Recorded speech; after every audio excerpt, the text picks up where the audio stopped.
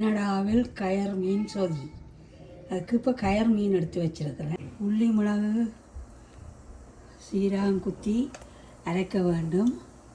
இப்போ உள்ளி மிளகு சீரகம் அரைச்சி வச்சுருக்கிறேன். கொஞ்சம் மஞ்சள் போட்டு அரைச்சினான். இதில் வெங்காயம், பச்சை மிளகாய், மல்லியில் கருவேப்பிலை, வெந்தயம் போட்டு உப்பும் போட்டு கொதிக்க விடுவோம்.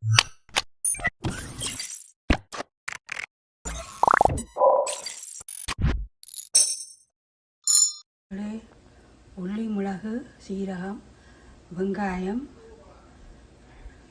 வெந்தயம் கருவேப்பிலை பச்சை மிளகாய் எல்லாம் போட்டு கொதிக்குது சொதி.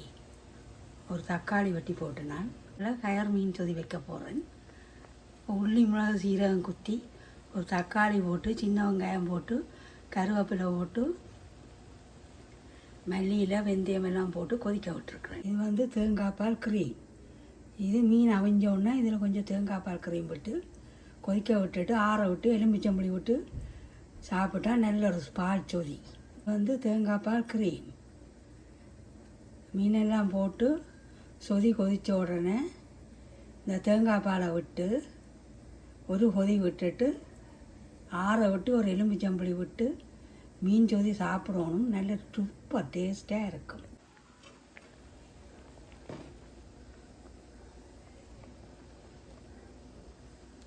தக்காளியும் கொஞ்சம் அவிய வேண்டும்.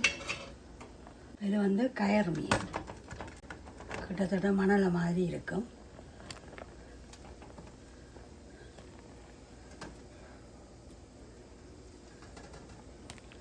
போட்டு ஒரு கொதி கொதிக்கட்டும்.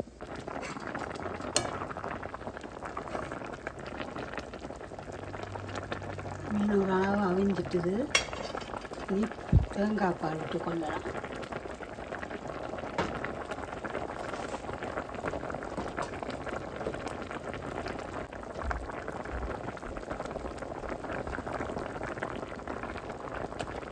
க்ரீம்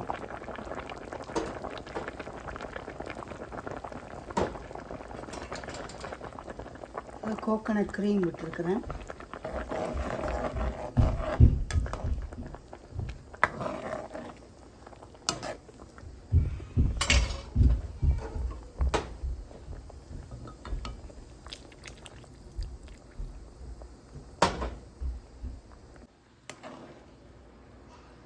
பாருங்க மக்களே, உள்ளி மிளகு சீரகம் குத்தி போட்ட நல்லொரு மீன் பால் சொதி ரெடி.